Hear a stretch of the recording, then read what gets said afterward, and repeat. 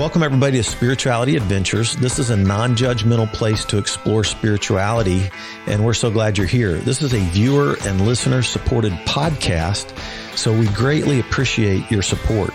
If you're watching on YouTube, be sure and subscribe to my YouTube channel.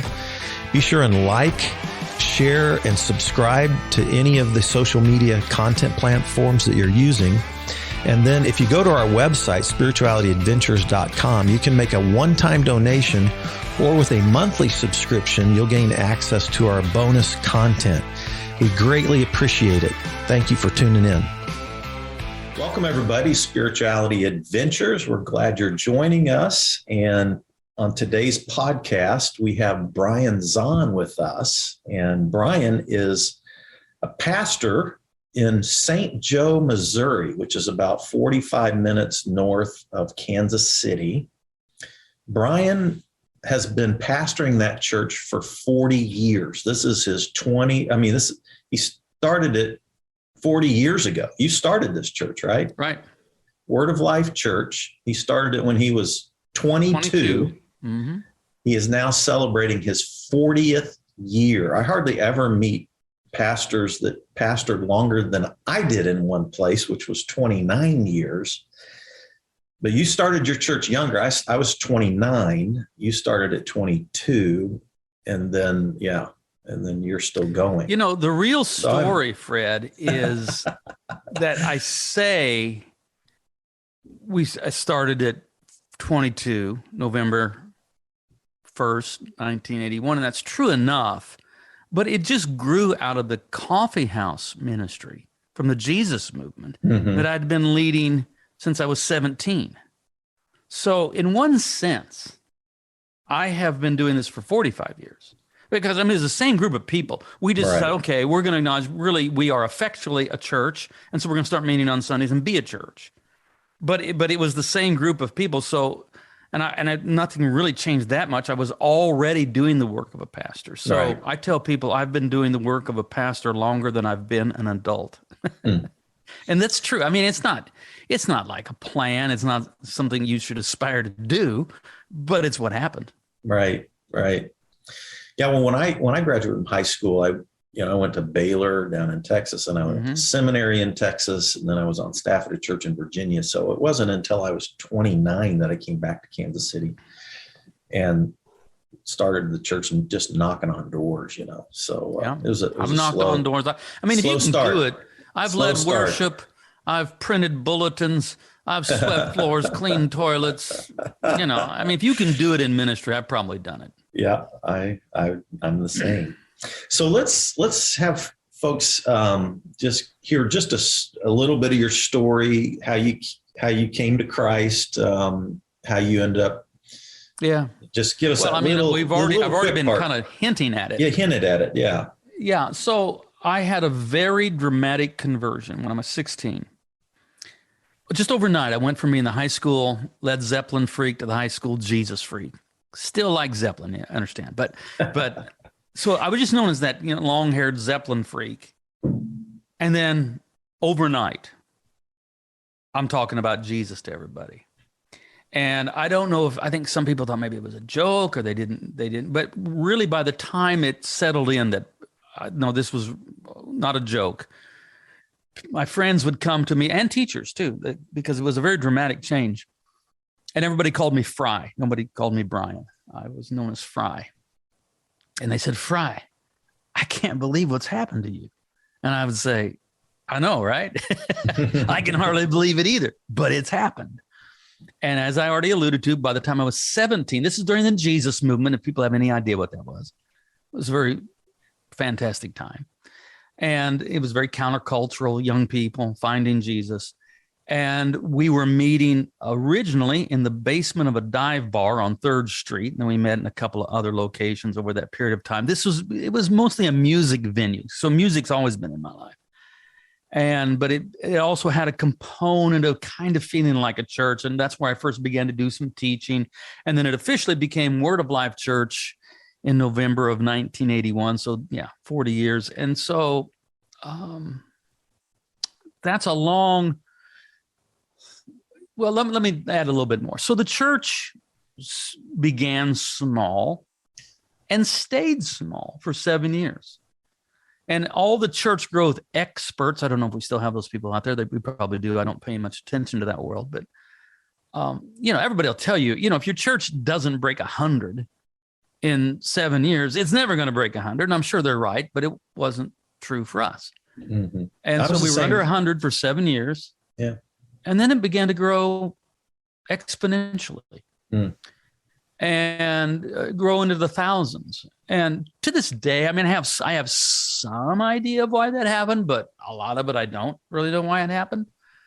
And it was a wild ride. It was fun. I mean, I will look back and say, to go through a period of time where every Sunday is your record attendance, that's fun. I enjoyed that. It wasn't our best moments, but it was fun. Right. And by the time I was entering my 40s, everything was good. We have a big building, big church, big everything. And I should have just been content, I suppose, but I wasn't. I was increasingly unsatisfied, at not at ease. I began to sense that something was wrong. I was having something, some form of a crisis of faith, not about Jesus, but I just felt like the Jesus that had captured me as a teenager deserved a better Christianity than I knew. And so this put me on a search, and I began to become very serious about theology, first with patristics, and then later with more contemporary academic theology, and loved it, just loved it. Philosophy, theology, loved it. Of course, as you know, what you read and what you read very deeply is going to affect your thinking, and your thinking is going to affect your preaching. And so beginning about 2004, not about 2004, exactly 2004, I remember, because what happens, we started a Jesus movement that led us into the charismatic movement, which I describe as good until it wasn't. Charismatic led us kind of into, we were word of faith. I don't think the most egregious expression of it, but we were. So you have to think of a kind of a charismatic 90s era coming into the 2000s, word of faith church, pretty big. And I start, instead of inviting Jesse Duplantis, who'd spoken at our church a lot of times, I start bringing in Walter Brueggemann. I mean, if that gives you an idea of the kind, gives me an idea. My audience, of the kind of changes some of my audience that were may happening. Not know that, but and Jesse Duplantis would have been called maybe one of the modern fathers of the charismatic Pentecostal movement, right? Or living fathers, and then Walter Brueggemann is the greatest living English-speaking Old Testament scholar, in my opinion. Yeah, Christian Old Testament scholar. Right. Yeah, I wouldn't probably argue with you. There's a couple others I really like, but right, I like John Walton. I like anyway, I could run down. Well, but here's the thing about Brueggemann: he's also just a really good preacher. He's a scholar, he's an academic, but he can preach. And he grew up in Missouri, and he grew up as a preacher's kid. Oh, and so he retained some of that. Yeah. But anyway, so this began to change me, and I think I could have kept most of the congregation through the changes, except when I began to challenge. And this is, it's much worse today. But when around 2004, 5, 6, 7, I began to challenge Christian nationalism, civil religion, the very comfortable relationship between evangelicals and the Republican Party. When I began to challenge all of those kinds of concepts, began to critique America as not just tell the congregation, look, you have to understand the United States as not a kind of biblical Israel, but as a kind of biblical Babylon. That kind of stuff eventually enabled me to preach over 1,000 people out of my church. And that was very painful, because these were not just nameless, faceless people to us. These were people that we'd done life with, and that I had maybe led to the Lord, baptized, married, baptized their kids, married their kids. Yeah. And they were leaving saying things like, BZ has gone liberal, which isn't how I thought about it at all.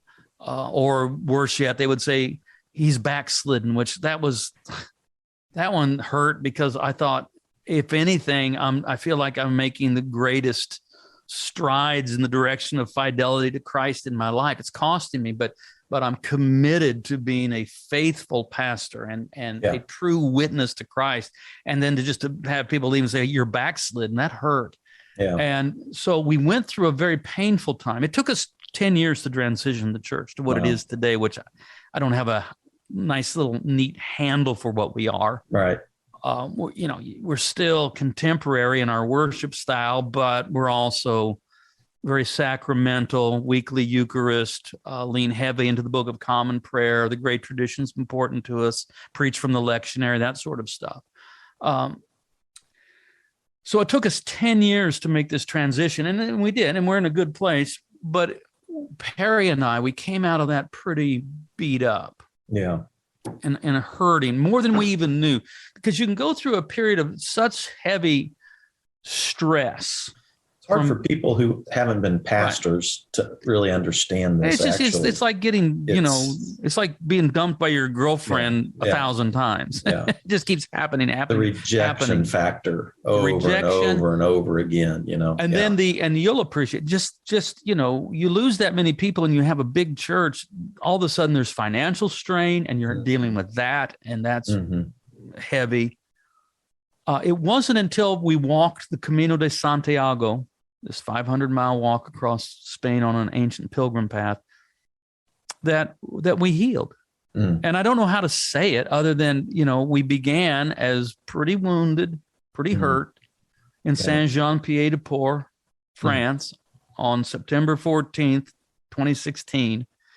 And 40 days later, when we arrived in Santiago de Compostela, Spain, we were well. Now, that may sound, like a kind of simplistic or a cliche, but it's really true. We walked our way out of pain into healing, and that's really true. And the happiest days of our ministry have been since then. Even though even though everybody looks around and say, look, from 2016 to 2022 has not been the easiest time for anybody. No. And that's true.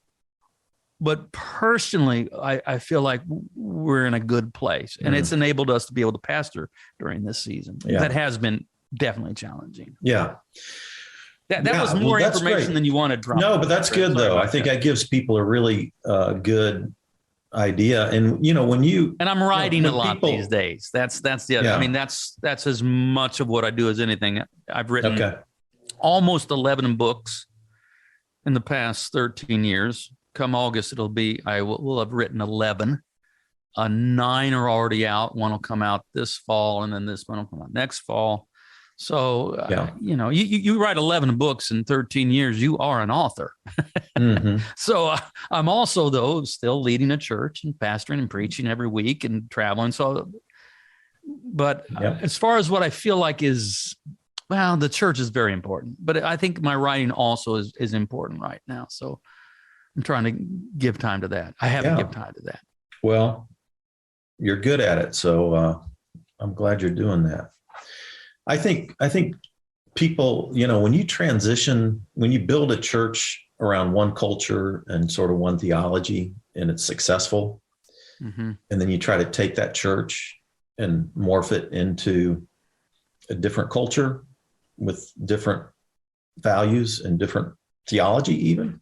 I mean, you made some pretty big theological changes, which we're going to talk about now. All right. Okay. So, by the way, folks, I went up and visited with Brian a few weeks ago. And we're sitting here on what is today, June 21 of 2022. And I drove up to St. Joe, hung out with Brian, and thanks for your gracious time and kindness. And then you gave me 2 of your books. First one I want to talk about is this one, Sinners in the Hands of a Loving God. And then I want to leave more time to talk about your newest book, When Everything's on Fire. Okay. So I'd highly recommend both these books to anybody who's listening. Brian Zahnd, Sinners in the Hands of a Loving God. And let's chat about that one first. A little little tighter time frame on this one. But in terms of when I read it, my biggest thought was that you were, well, first of all, obviously you start out with Edwards' classic sermon, Sinners in the Hands of an Angry God. But my thought was that you took basically a concept of a violent God. Yeah. From passages in the Old Testament to violent penal substitution atonement theories to hell to end time violence, eschatology thoughts about a violent God with violent theology. And you reworked that whole line of violence. And yeah, you've read the book correctly, Fred. And begin to see a different God, a God of love. So here's how this book came about. This was the 6th book that I wrote. And I don't say this anywhere in the book. I don't tell this, but this is what is in the background. So I'd already written 5 books that deal with various themes and presenting God as loving, gracious, forgiving. This is the very nature of who God is, and nonviolent, et cetera, et cetera, et cetera. So those books had already been written, and I had an audience of people who had an instinct to agree with me. They were like, yes, yes, yes, that sounds right. I want to believe that. And the but is they have a Bible. and it's what about, and it's essentially 5 questions that they were asking, not in a contentious way, this imaginary audience that isn't actually imaginary. I know they're out there, right, who don't want to just throw away the Bible. They really believe God is love.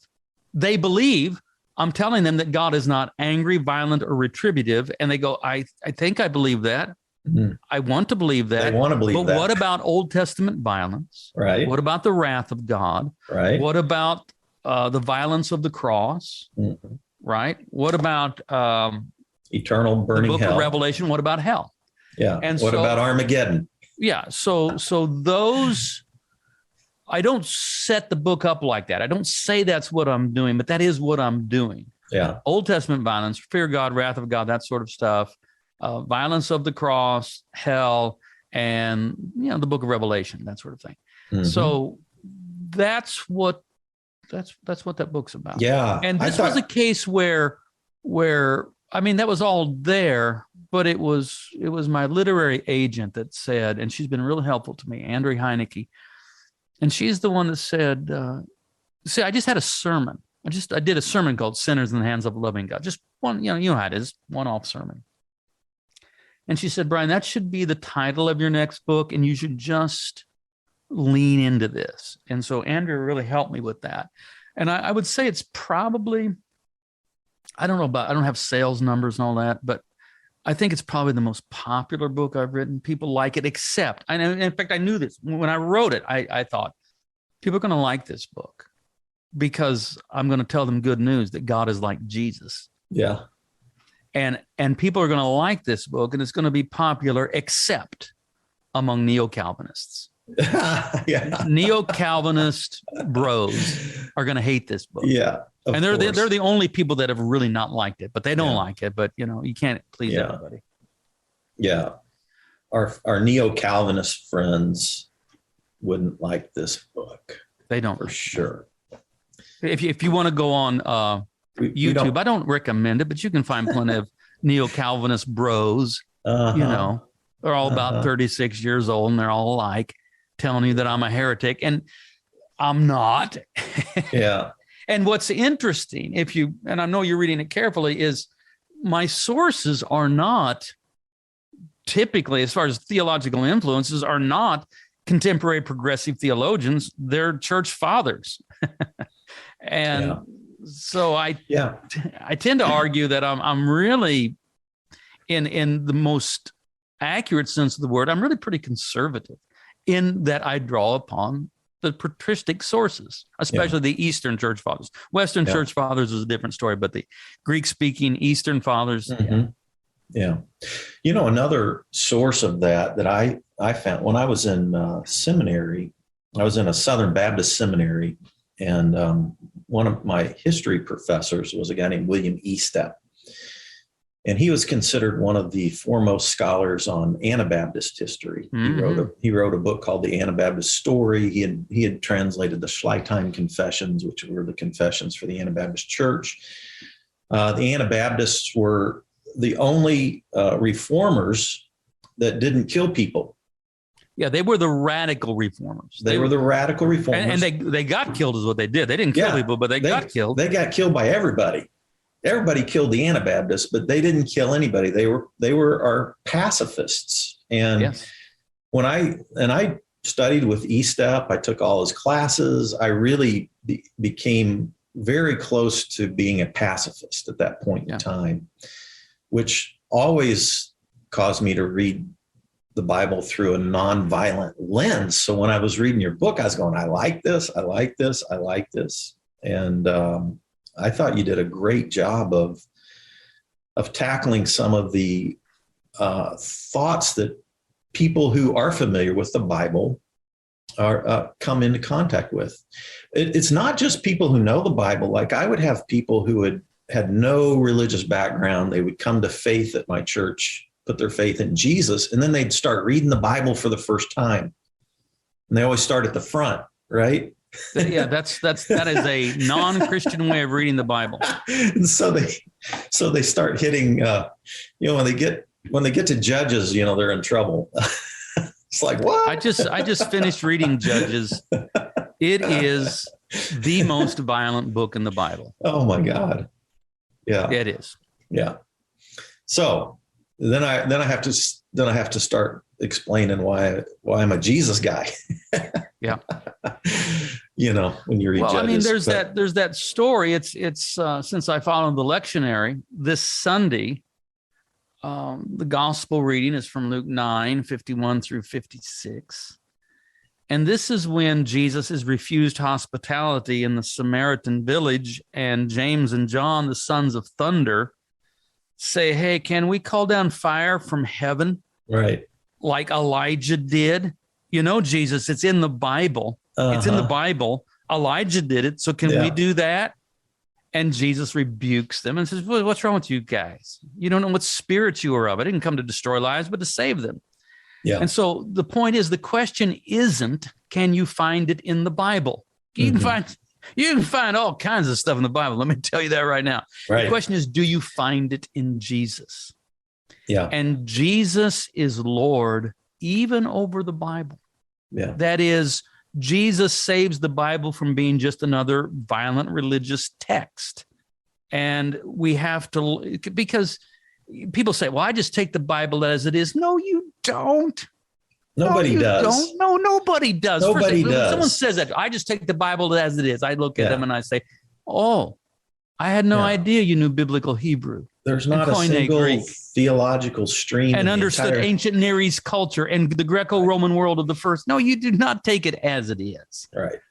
And so nor do people. It constantly has to be interpreted, and Jesus is our best guide for how to interpret Scripture. Yeah, and he did it midrashically. Yes. Yeah. We'll get that word next in your next book. All right. I want to throw in midrash. I did a series. I called them the what did I call? I think just call them the midrash sermons. I did some midrash myself. Good. And just. Well, I even thought like what you brought out. That classic. Where Jesus reads the Isaiah scroll, and he gets halfway through a verse and then leaves the second half out, the violent part, and then he gets. I thought you did a great job with that text as well, and that's a bit of a midrash reading, of Isaiah, right? That's how Jesus and Paul. That's how Jesus and Paul read the Hebrew Bible. So. It's the culmination in Isaiah 61 of anticipating Jubilee and the day of the Lord. It's the year of God's favor and the day of vengeance of our God. Jesus edits that last clause and says nothing about vengeance. and then goes on and says, yes, I am bringing Jubilee. I am, but I'm bringing it for everybody. And then he takes these two Old Testament stories where there is a tacit indication of God's favor upon Gentiles, that is provision for the Syrophoenician woman and the healing of Naaman, the Syrian general. But Jesus doesn't keep it tacit. He makes it explicit.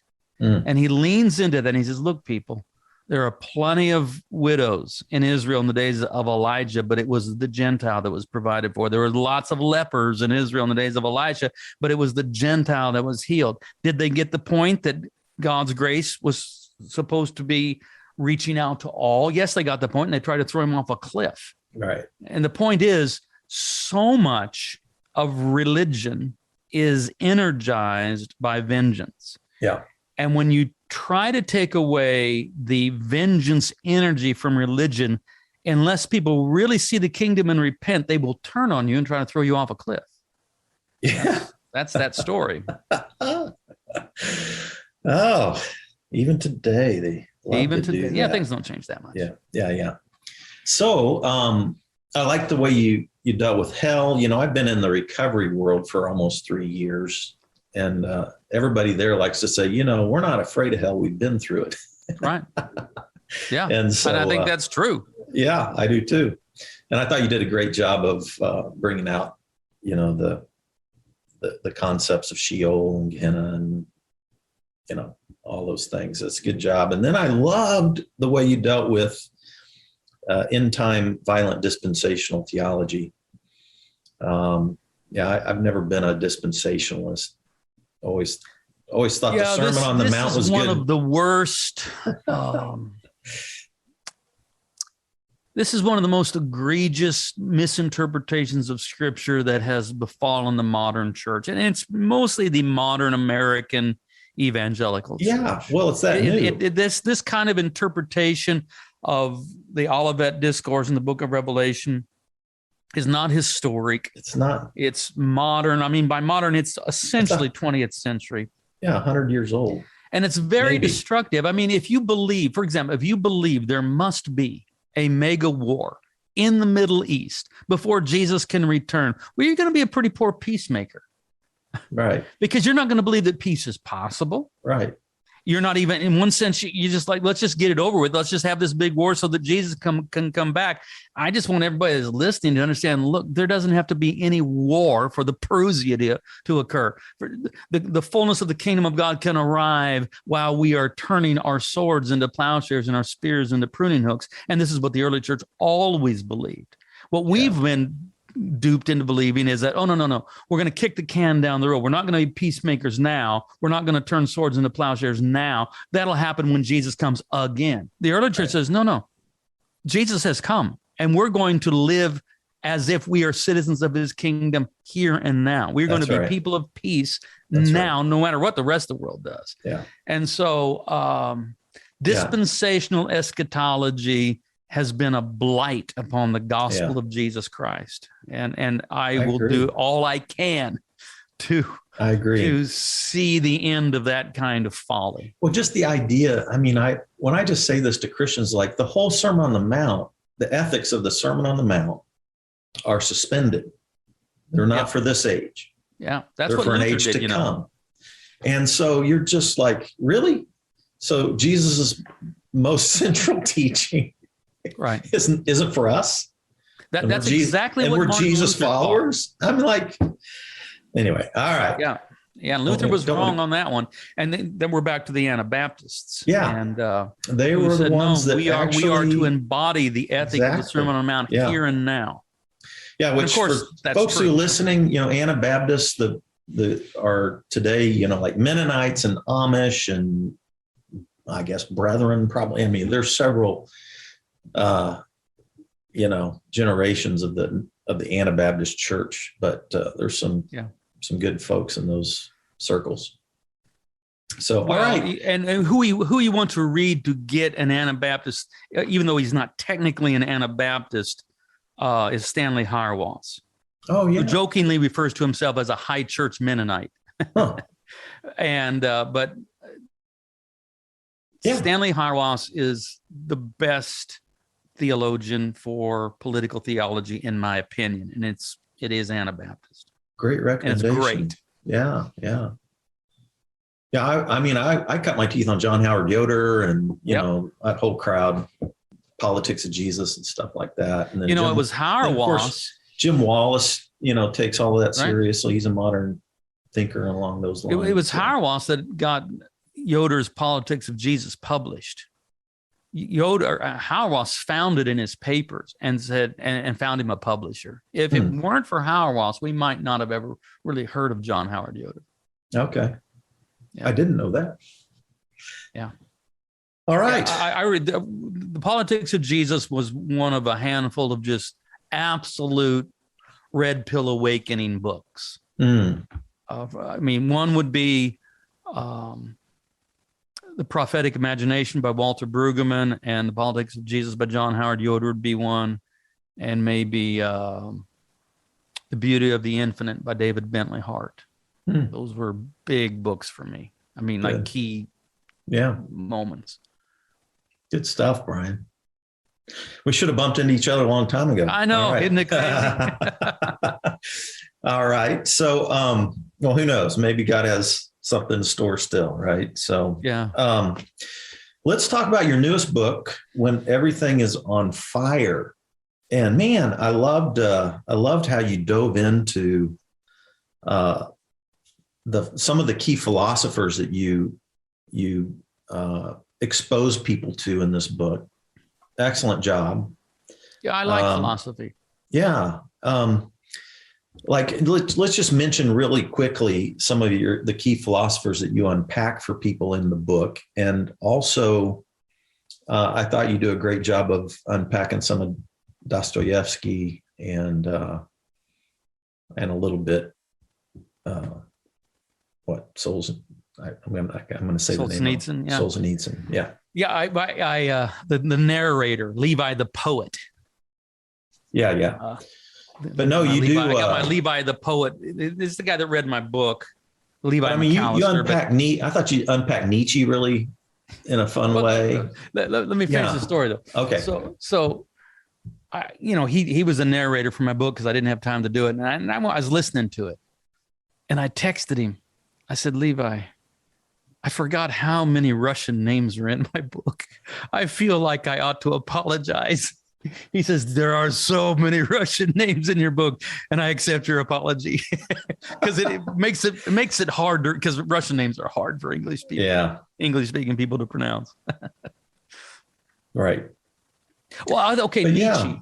You unpack Nietzsche, you unpack Derrida, you unpack, you kind of Paul Ricoeur, and Karl Pascal. Rahner, who's kind of philosopher theologian. You talk a little bit about Kierkegaard, talk a little bit about Pascal. Mm-hmm. Yeah. Well, good stuff. I think that Nietzsche is so important, and I want people to know that I've read my Nietzsche. I didn't do like a Wikipedia perusal. I have read Nietzsche for the last 20 years or so. I like Nietzsche in the sense that, I don't know, I have a compassion for him. And he is such a good writer. That's part of what makes him interesting. Not all philosophers are great writers, but he is. He's a great writer. What you need to know about him is he was a PK, a preacher's kid. That begins to explain a lot. As one who has raised 3 PKs, I can tell you this about PK. They are acutely sensitive to hypocrisy. Matt, my producer, is a PK kid too. Yeah, they've been behind the scenes. Mm-hmm. And so you have Nietzsche, who is a colossal intellect. And he foresees where we are headed in the Western world as we come into the 20th century. He died in 1900. He was insane the last 10 years of his life. Completely insane, institutionalized. Is that due to his what was the disease that killed all well, the other guys. we don't know. Who knows? Okay. I mean, his apologists will say he had syphilis. Yeah, I've heard that. But you have to have sex to have syphilis, and there's precious little evidence that Nietzsche ever had sex. Another thing about Nietzsche, he was rejected twice in marriage proposals, and that factors in too. Rene Girard told me, I mean, personally sat with me and told me, he says, I'm absolutely convinced that Nietzsche's insanity was just due to his own thoughts. His own philosophy and the implications of it finally just crushed his mind. I mean, this is Rene Girard, one of the French immortals. This is not just some crank out there or some fundamentalist preacher that doesn't like Nietzsche saying God is dead. This is Rene Girard. And, but so in his book, I can't remember if it was The Gay Science or Thus Spake Zarathustra. It actually shows up in both of them. One of them more elaborate, but he gives us the parable of the madman. And he says, a man walked into a village on a bright sunny day, holding aloft a lantern and saying, whither is God? I seek God. I can't find God. Where has God gone? And the villagers come out and they're laughing at the absurdity of this spectacle of a man on a bright sunny morning carrying a lantern saying, I'm looking for God. I can't find God. Where is God? And they're gathered around and they're laughing. And suddenly the madman shrieks, I'll tell you where God is. God is dead. And we have killed him.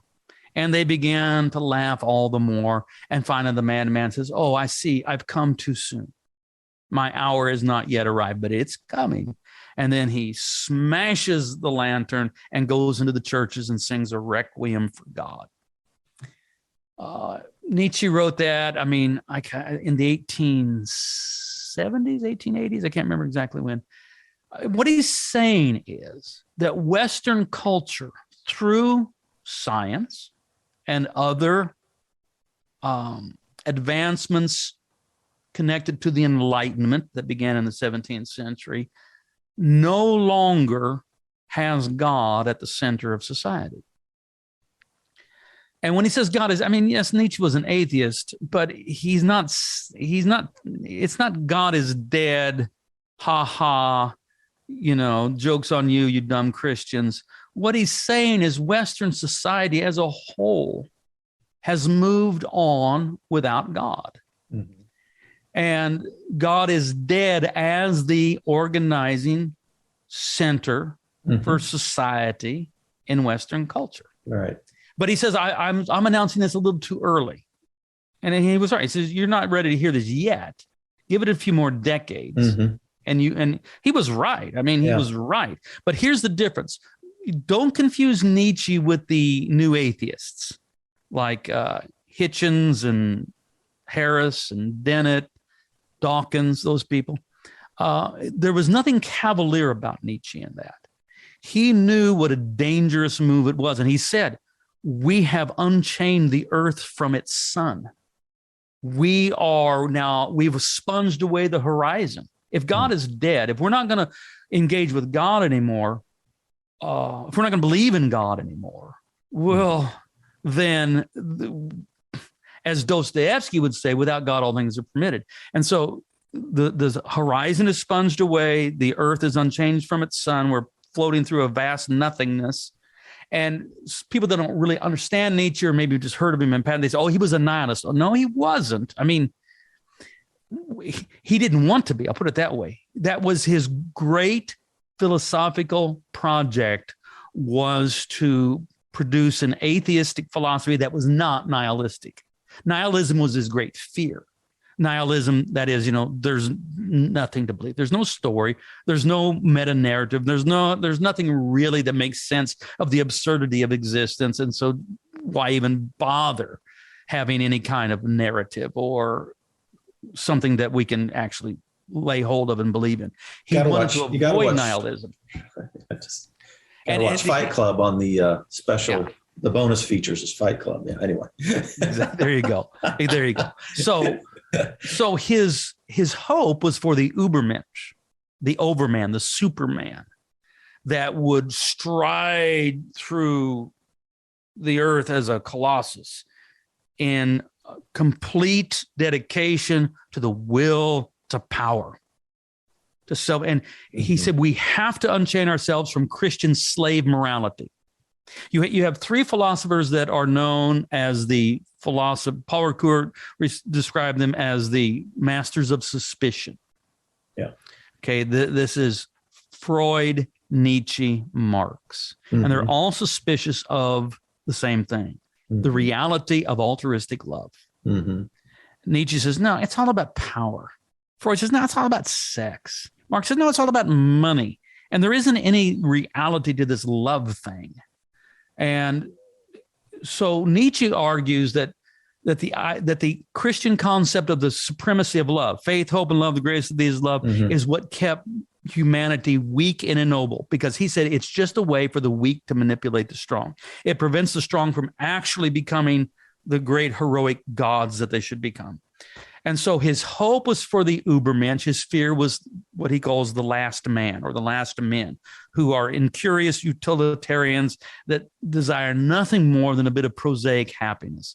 He really describes what we would today call a modern couch potato, who doesn't have any aspirations, sits around a couch watching 700 channels, just, here we are, entertain us, I feel stupid and contagious. Nirvana. Well, who took Nietzsche seriously? Well, the Nazis did.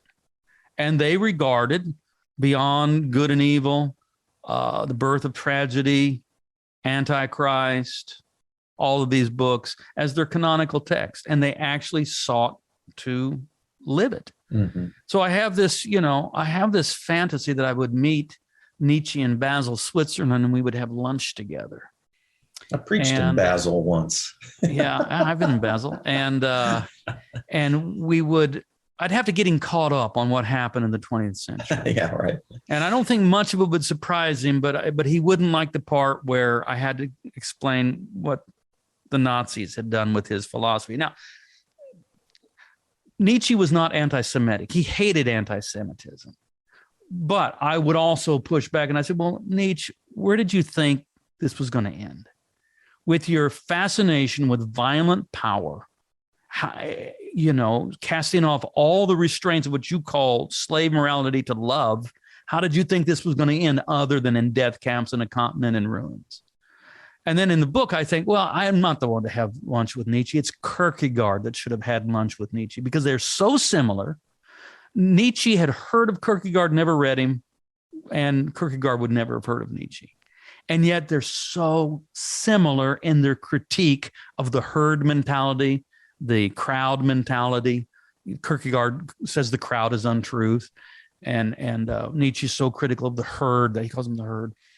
And they're both very, and Kierkegaard could be every bit as polemic against the state-sponsored Lutheranism of his Denmark as Nietzsche was of Christianity in general in Western Europe.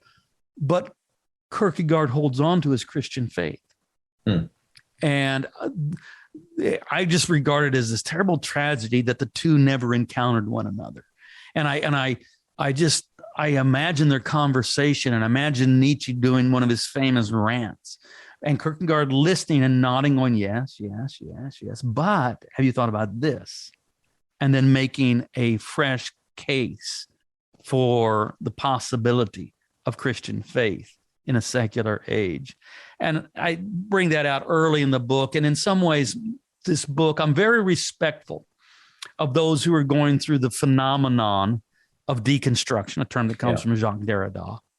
That's become very much in vogue these days. I understand. Right. I do. And I'm nodding. I'm saying, yes. But have you thought about this? And so this book was written from a pastoral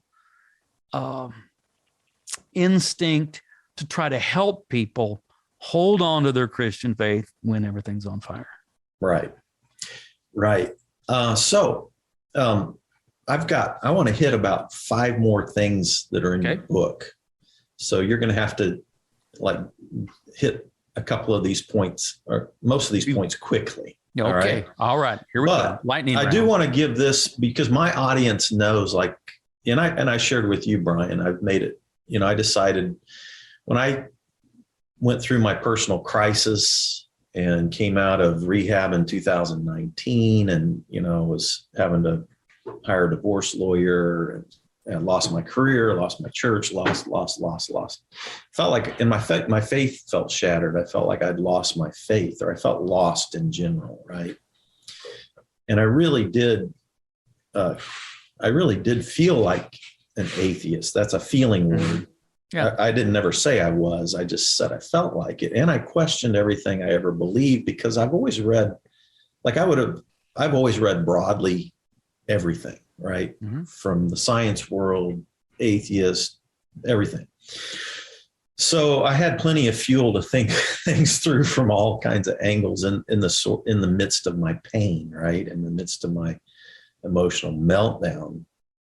And I'm still in process. I'm still very much in process. And I think you probably picked up on that when we were together. But I still tell people I'm a Jesus follower. Mm-hmm. I couldn't let go of Jesus. And I couldn't let go of a concept of God. I might shift my concept of God or rethink concepts of God's. But one of the things I loved about when you dive into the deconstruction chapter, deconstructing deconstruction, I think it is.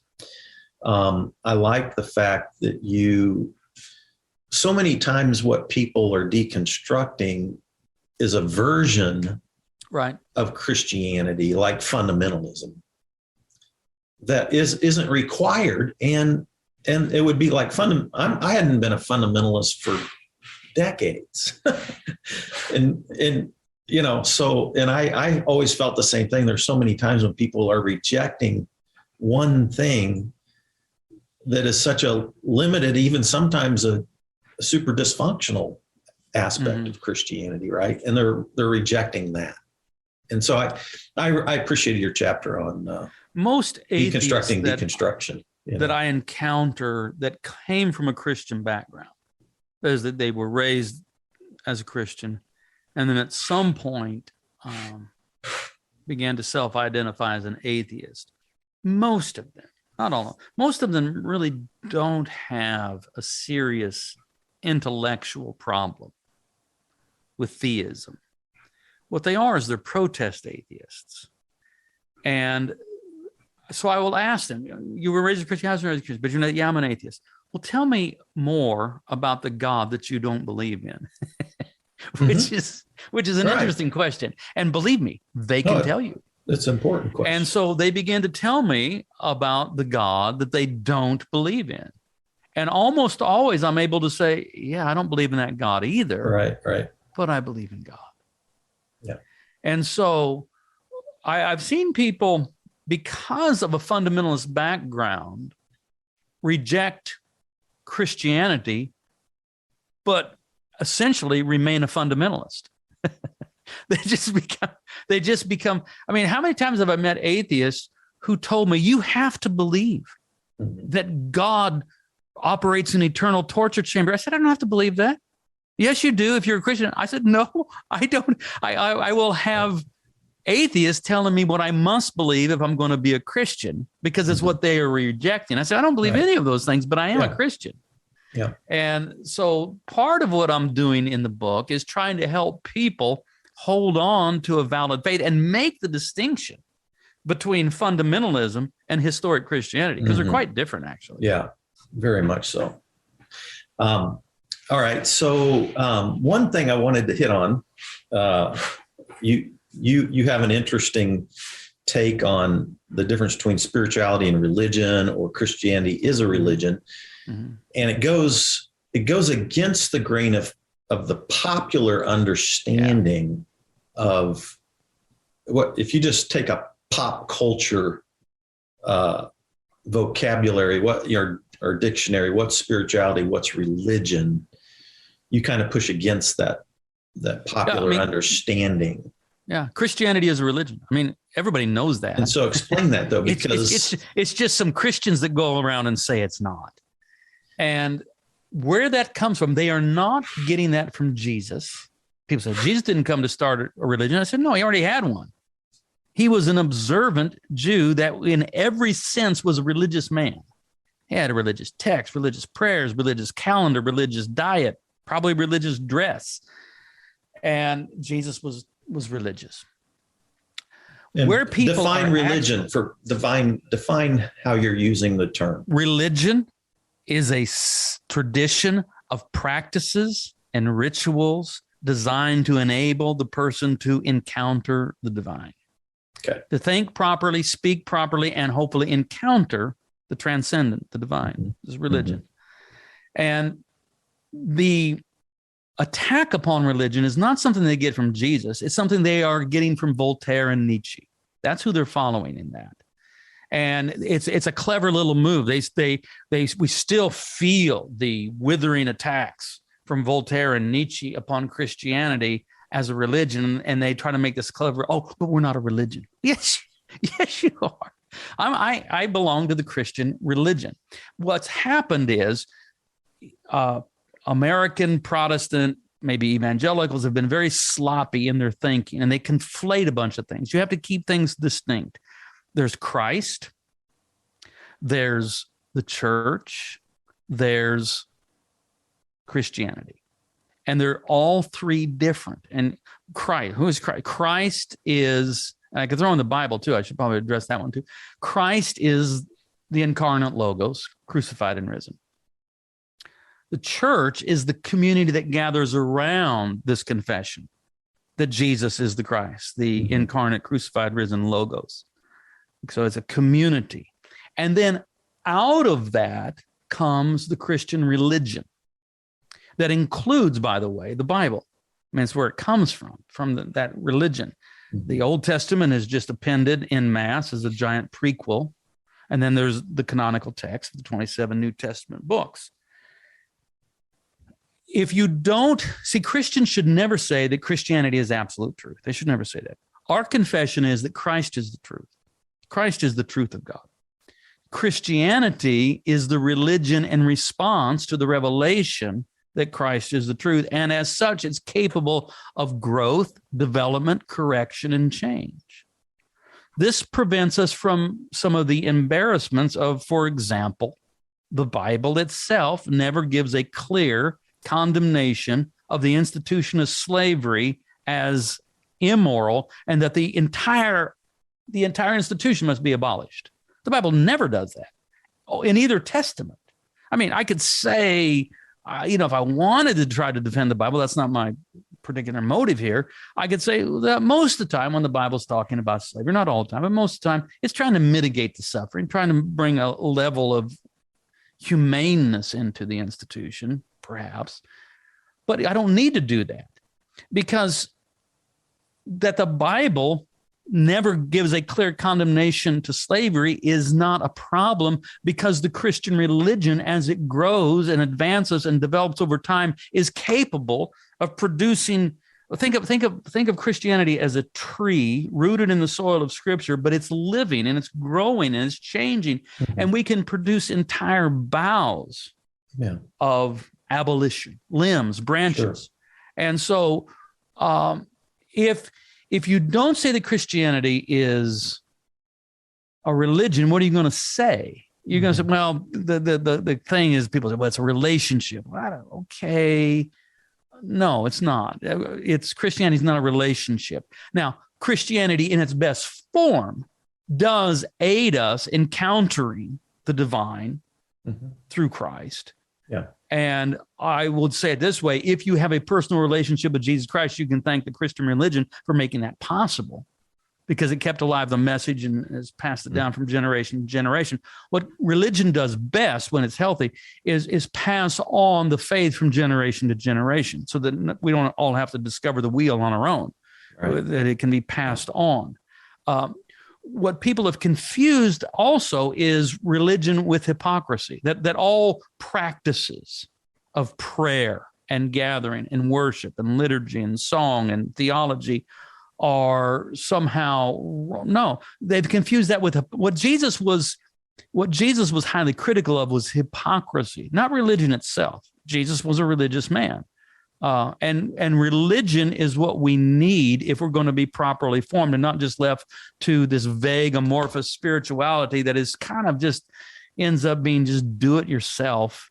And look, I just know I don't have enough wisdom to invent my own spirituality and think it's going to be anything more than a projection of my own preferences and desires. I need the wisdom tradition that stretches back eons. And so if Christianity isn't a religion, then people end up essentially having to argue that it's absolute truth, and they become intolerant. And they feel like they have to have the answer, and that everything, and that there can't be any deviation. There's no room for various expressions. You can't have, Catholicism and Calvinism within the same Christian religion, because it has to be absolute truth and they can't both be right. And so it produces very brittle, angry, sectarian kinds of people. Sure. Whereas when I recognize it as a religion that has a lot of different expressions and branches, I can say, okay, well, that's one expression of Christian religion. Yeah. But it's not the totality of it. Yeah. And defining the terms is so important. Like in the recovery world, I'm talking the AA higher power world. Religion's like a dirty word, in that world. And they'll say, because they've been condemned through it. And I get religion is of man, spirituality is of God. This is like a mantra in the recovery world. And then if you even look in the big book, it's interesting. Bill W., founded this movement 87 years ago. So you have a book. Well, it governs almost like the Bible. That's what I'm saying. And I'm not saying this is a pejorative. I'm saying recovery movement is a religious expression in a good way. Exactly. But they wouldn't want to say it that way. What you gather? And you have confession. You have a book. You have church for people. Steps. You have dogma. It's absolutely church for people. Yeah. In a good way. I'm not arguing with you, but I'm just saying that's not the way that group of people would describe it, right? Yeah. And I think that to intentionally be religious is the last act of rebellion. Well, what's interesting, I hear you. I know. I heard you talk about the Ramones, and it's like, yeah, anyway. Like you're like being like punk because you're religious. Anyway, right. Anyway, I got it. But no, but like even Bill W. was like, he had this idea grew up with a punishing, violent, cruel God. Yeah. So when he was trying to get sober, he couldn't figure out the spiritual path. And his buddy was like, this is in the big book. His buddy was like, well, you just make up your own concept of God. Of course, you and I are like, that's not how it works. But anyway, I've watched it might be a way forward. It's a way forward. What you've had has been so distorted and ugly. Well, I've watched it now for 3 years, Brian. I'm in relationship with hundreds of addicts and alcoholics. Yeah. Okay. And this is my comment now. I've watched it now, and people don't come up with a more cruel, pathological God. When you let them sort of come up with their own concept, they actually come up with a loving God. Well, and it's so fun. It's so fascinating. And this is maybe the theme of Sinners in the Hands of a Loving God. It is. If you ask people, I'm not saying it is, we'll get to that, but if it's a thought experiment, if God was just like Jesus, would that be good news? Yeah, exactly. And everybody goes, oh yeah, that'd be great news. Well, then I've got some good news for you. Exactly. Yeah, I always like our buddy, I don't know Tripp, but Tripp Fuller, but he's like going, if you're God, if you believe in God, he should be at least as nice as Jesus. Right. Well, my line that I use all the time is, it's almost like a liturgy at Word of Life. God is like Jesus. God has always been like Jesus. There's never been a time when God wasn't like Jesus. Yeah. We haven't always known this, but now we do. Yeah. I used to say it like this. I used to say, if you want to know what God looks like, look at Jesus. Yes. And if you want to know what humans look like in the image of God, look at Jesus. That was my way of... You're putting the hip in the hypostatic union, brother.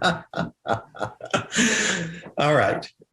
All right. So we got two more things I want to hit here. We're running out of time, but I love the fact that um, so much of fundamentalism is a response to modernism, right?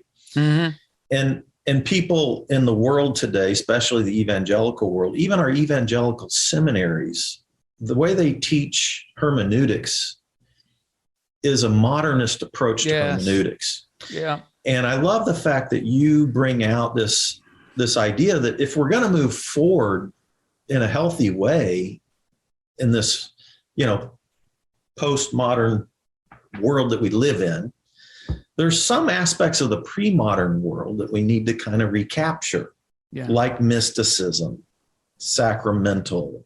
And I loved how and I even talk about the way I talk about reading the Bible. You called it mystical reading. I would call it midrashic reading. Mm-hmm. But I want you to kind of do maybe a little comment on that. And then I want you to end with Andrei Rublev's picture of Trinity and end with your dream for the church and the love and the community of love that you have in your heart as the way we move forward. Okay. You got where I'm Sure. Yeah. You're right in that fundamentalism is both a reaction to modernity, but is itself fully modern. Right. So you have the rise of empiricism, beginning with Rene Descartes, who himself was a believer, but was trying to find epistemological bedrock, and he comes up with cogito ergo sum. I think, therefore I am. And the thinking self becomes the sole arbiter of truth. This uncouples any kind of scientific inquiry from tradition and from the governance of religious bodies and things like that. And it enables there to be now tremendous scientific advancement. I'm all for it. I just want to say right now, I don't know of any major peer-reviewed scientific theory that's any threat to my Christian faith. What I am saying is that once empiricism or science or whatever you want to describe it as, has said everything they can about the phenomenon of being, there is still more to be said. Right. And there is the reality of revelation, the heart. I mean, Blaise Pascal, contemporary and intellectual equal with Rene Descartes, says the heart has its reasons, of which reason knows nothing. And most people already know that's true, but sometimes we need to be given permission. What's happened with fundamentalists, they want to treat the Bible as an object of pure scientific inquiry, and they do it very ham-handedly, and they're no good at it, and they usually don't even know the original languages and all that sort of stuff. No, it's terrible. But so they're out there trying to prove the Bible, yeah. which is just such a mistaken venture to begin with. Yeah, that if we can just find Noah's Ark on Mount Ararat or some rusty old chariots down the bottom of the Red Sea, then we will have proven. You won't have proven anything, and that's you're missing the whole point of what Scripture is about. Yeah. And it's this journey toward the God who is by nature self-revelatory, revealing himself. And the Bible contains many of our best meditations on this. But you have to understand the Bible for what it is and not try to make it something that it isn't. This will free. So look, I mean, I've read, I've done my apprenticeship in historical critical thought of Scripture. I know that stuff. I can do that. I just don't want to do it forever. I mean, at some point, I just want to be able to once again engage with Scripture and say, and not worry about, the violence of Joshua and the conquest, understanding that, first of all, historically, it didn't happen. It's Israel later telling their story, but they have their own motives. But look, there are things that I need to conquer in my life, and there's giants that need to be slain, and there's walls that need to fall down. And so I allow those stories to come and inspire a kind of faith directed always toward the supreme revelation of God that is Jesus Christ, the Logos made flesh. And and I don't have to prove the Bible. I don't have to argue about it. I can read it in a more mystical, simple. I don't know. Is it simpler? Maybe it's not as simple, but it's. I see it as artistic. I like that word. I like that word a lot. Yeah, because literature in itself is art. And the way we experience music, paintings, all kinds of art is inspirational, right? I'm convinced that the sermon at its best is a form of art. Mm-hmm. It's an artistic enterprise. It's a creative enterprise. It goes within the general category of storytelling. Mm-hmm. And there is a way to artistically tell stories. Yeah. That has been lost. We try to reduce all sermons these days to being practical. I hate that word. Or being utilitarian, functional sort of lectures, how to. At its best, the sermon creates alternatives of imagination for possibilities beyond what we have handed to us, by the empire or by the world as it is. Yeah. And so the sermon is a gateway into a prophetic imagination. They're the only thing people remember anyway, stories.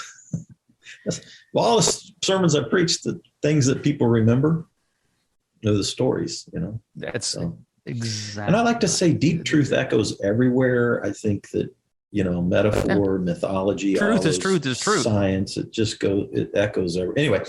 All right. So let's man, we could talk forever, Brian.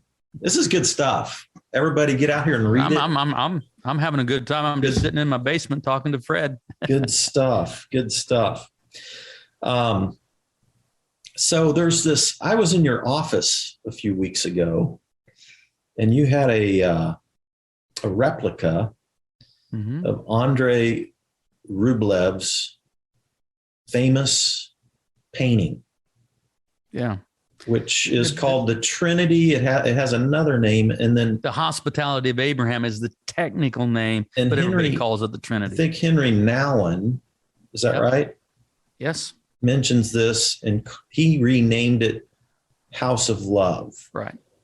Which I take that and I use that as a chapter title at the end of the book. Yeah, and I love the way when you talked about your dream for this Jesus following community. It had a lot of love in it. And so I love this painting. You can maybe describe it. I like the way I love that you had that in your office. Yeah, I have, yes.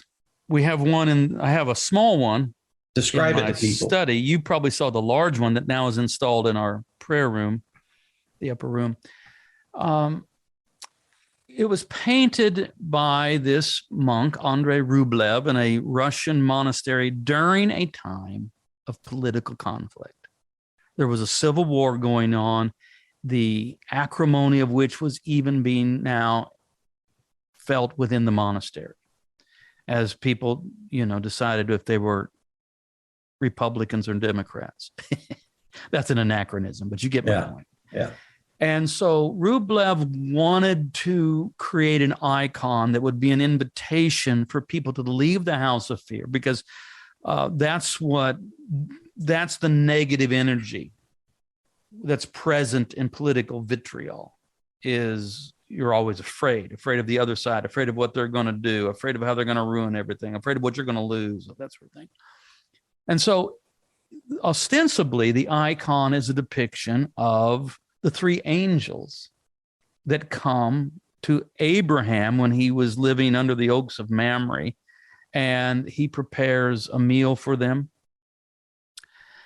And so you see Abraham kind of off on the side, and you have these three angels. Of course, as you read the story there in Genesis, it becomes apparent. I mean, as a Christian, you can't read it without thinking, oh my goodness, this is a picture of the triune nature of God, Father, Son, and Holy Spirit, because it clearly moves beyond being angelic to being divine in the story. And so you have these three angels that are seated around a four-sided table, all looking, kind of deferring to one another, looking at one another, And so it almost creates, as you look at it, you almost see the perichoresis, the circle dance of the Trinity being formed there. I mean, you go online, you can find real in-depth analysis of this icon. But what's interesting is that nearest to the viewer, there is an opening. There's a vacant place. And Rublev, through the icon, is inviting the viewer to leave the house of fear and come into the house of love, to come into the fellowship of the God who is Father, Son, and Holy Spirit in unending, unconditional, mutual love, and belong to that family. I mean, that's at the heart of the gospel, that we are invited to leave the house of fear with its ugliness, with its hate. I mean, look, hate is what is the mask that fear wears to make itself look tough.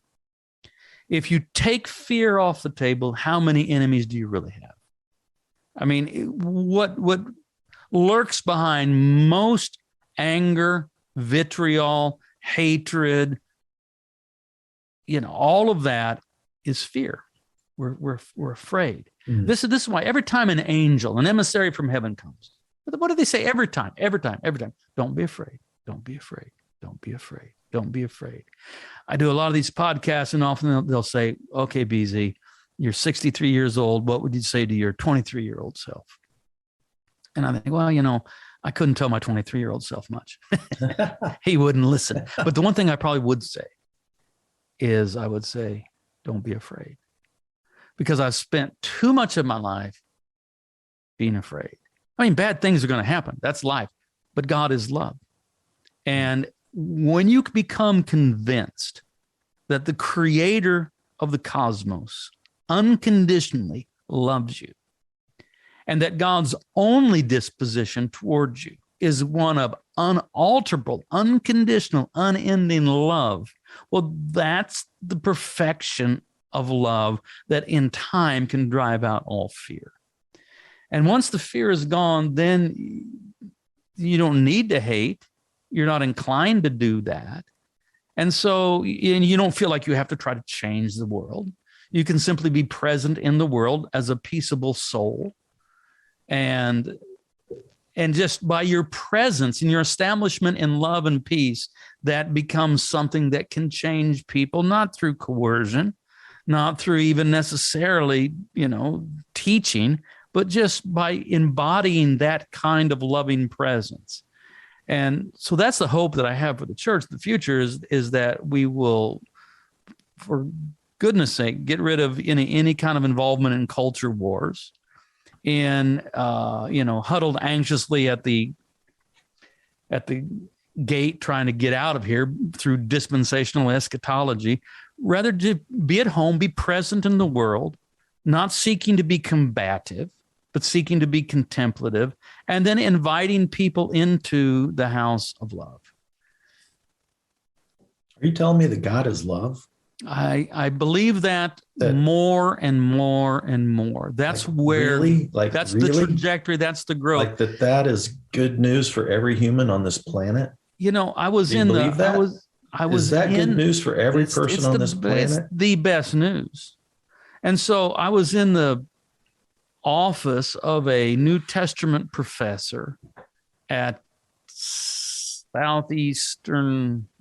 University, I guess it is. It's an Assembly of God school. So, it's whatever, conservative. But this is the New Testament professor there, Robbie Waddell, good guy. And he had a Greek Orthodox icon of St. Anthony. And you've seen these icons, often these saints, with their long beards and their robes, and they're often holding a scroll that will typically have in Greek one of their famous sayings. But this one was not in Greek. It was in English. So it was easy to read. And this Assembly of God New Testament professor has a Greek Orthodox icon of St. Anthony the Great holding a scroll, and it read, "I no longer fear God.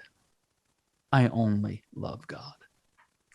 And I understand that. I understand the journey. The fear of God is not bad. It's the beginning of wisdom. I think of the fear of God as beginning to understand a couple of things, to take God seriously, and to recognize that we live in a universe that is consequential. That is, that the universe is created by a God of love, through love, for love. And as we go with love, we tend to go with the grain of the universe. It doesn't mean bad things won't happen, but things tend to go better. When we say, no, I'm not going to love God. I just want to love myself. And no, I'm not going to love my neighbor as myself. I'm going to use my neighbor. Then we're going against the grain of love, and we begin to suffer the shards of self-inflicted pain.